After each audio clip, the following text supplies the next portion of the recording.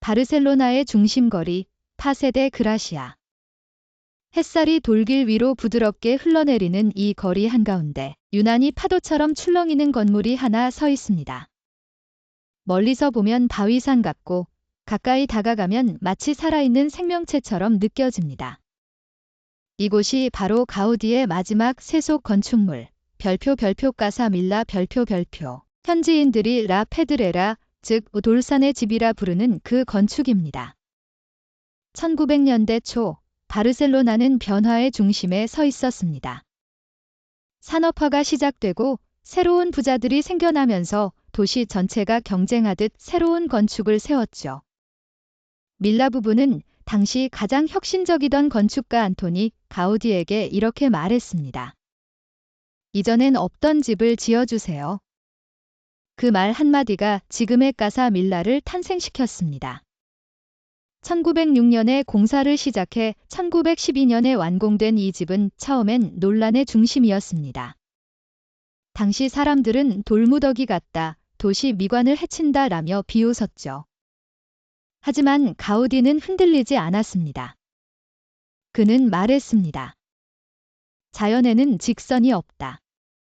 곡선은 신의 선이다. 그의 믿음대로 까사 밀라는 곡선만으로 이루어진 건축입니다. 이제 건물을 자세히 보세요. 외벽에는 직선이 하나도 없습니다.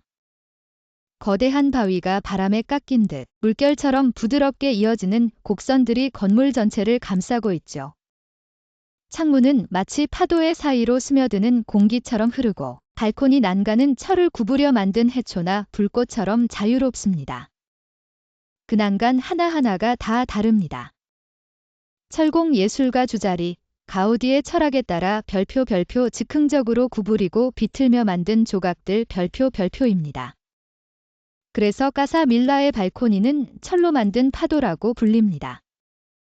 건물의 외벽은 돌처럼 단단하지만 그 안에 깃든 리듬은 바다의 숨결과 닮아 있습니다. 해가 질 무렵 서쪽 하늘의 노을빛이 돌벽을 스칠 때 그 표면은 금빛으로 물들고 그림자는 마치 파도처럼 흘러내립니다. 그 순간의 까사 밀라는 정말 숨쉬는 돌산 그 자체입니다. 건물 안으로 들어서면 또 다른 세계가 펼쳐집니다. 가우디가 건축에서 가장 중요하게 생각한 것은 빛이었습니다. 그는 빛이 신의 언어라고 믿었죠. 그래서 까사 밀라의 중앙에는 두 개의 넓은 안뜰, 즉 별표 중정 별표이 있습니다. 이 공간 덕분에 건물 안의 모든 방으로 자연광이 들어옵니다. 천장에서 떨어지는 햇살은 벽을 따라 흐르고 하루의 시간대에 따라 빛의 각도와 색이 끊임없이 변합니다. 가우디는 벽조차 평평하게 만들지 않았습니다. 곡선으로 휘어진 벽면은 빛을 부드럽게 흩트려 어느 한 곳도 똑같이 보이지 않게 만들었죠. 층마다 구조가 다릅니다. 기둥의 간격과 천장의 높이도 일정하지 않습니다. 그는 자연에는 반복이 없다고 믿었기 때문입니다. 그래서 까사 밀라의 내부를 걸을 때는 마치 살아있는 생명체 안을 산책하는 기분이 듭니다. 발걸음을 옮길 때마다 구조가 달라지고 빛과 그림자가 바뀌며 공간의 리듬이 끊임없이 변합니다. 하지만 까사 밀라의 진짜 매력은 옥상에 있습니다. 곡선의 계단을 따라 천천히 올라가면 도시의 소음이 멀어지고 바람이 머리카락을 스치며 갑자기 눈앞에 믿기 어려운 장면이 펼쳐집니다. 굴뚝들이 사람의 얼굴처럼 서 있고 환기탑은 전사의 투구처럼 하늘을 향해 솟아 있습니다. 이 모든 조형물은 단순한 장식이 아닙니다. 바람의 방향을 조절하고 공기를 순환시키는 실제 기능을 합니다. 가우디는 기술과 예술의 경계를 허물었죠. 그는 바람을 설계했고 빛을 조각했습니다. 옥상 위에 서 있으면 도시 전체가 한 폭의 조각처럼 보입니다. 멀리 사그라다 파밀리아의 첨탑이 보이고 가까이에는 파세익 데 그라시아의 거리가 살아 숨쉽니다. 밤이 되면 까사 밀라는 또 다른 얼굴을 보여줍니다.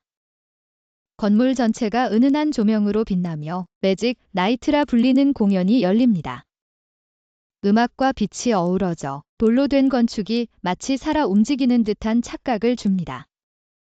그 순간 이곳은 건축물이 아니라 하나의 생명체처럼 느껴집니다. 까사 밀라는 가우디의 생활 건축이기도 합니다. 그는 이 건물을 단순한 미술 작품이 아닌 사람이 실제로 살아갈 수 있는 공간으로 설계했습니다. 실제로 지금도 일부는 거주용으로 쓰이고 있습니다. 그 안의 벽, 천장, 창문, 가구까지 모든 것은 기능과 아름다움이 동시에 존재합니다. 여행을 계획하신다면 오전 9시 개장 직후 방문하는 것을 추천드립니다. 이른 아침에 까사 밀라는 가장 고요하고 빛이 부드럽게 스며들며 공간 전체가 살아납니다. 또는 저녁 무렵 해가 질 때쯤 방문해도 좋습니다. 돌벽에 붉은 빛이 번지고 거리가 금빛으로 물들면 그때의 까사 밀라는 정말 예술 그 자체입니다. 입장료는 일반 기준으로 약 28유로, 야간 프로그램은 38유로 정도입니다.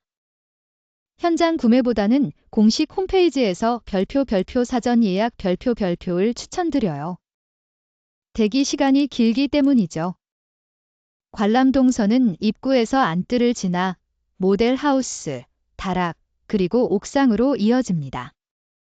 전체 관람 시간은 약 1시간 반 정도면 충분합니다.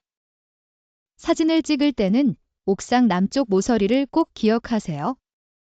그곳에서는 사그라다 파밀리아와 바르셀로나 시내가 동시에 보입니다. 노을빛이 닿는 타이밍엔 정말 숨이 멎을 만큼 아름답습니다.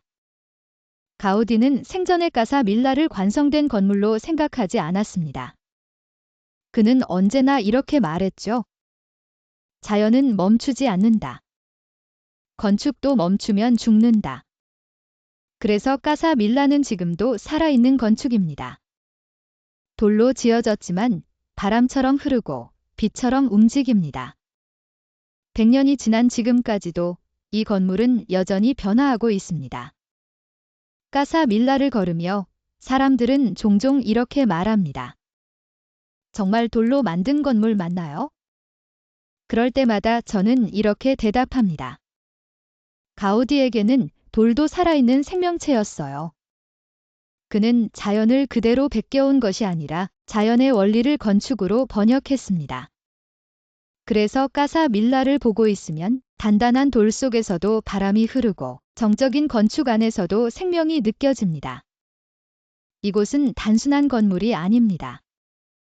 가우디의 철학이 응축된 하나의 신앙이자 시입니다.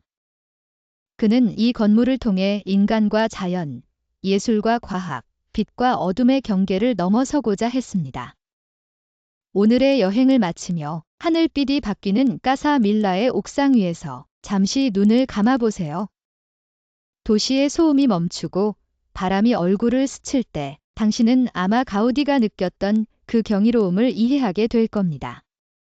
돌 속에서 피어나는 곡선의 리듬, 시간을 품은 건축, 까사 밀라. 바르셀로나에 오신다면 꼭 한번 이 돌의 파도를 직접 느껴보시길 바랍니다. 감사합니다. 다음 영상에서는 가우디의 또 다른 걸작, 구엘 공원으로 함께 떠나보겠습니다.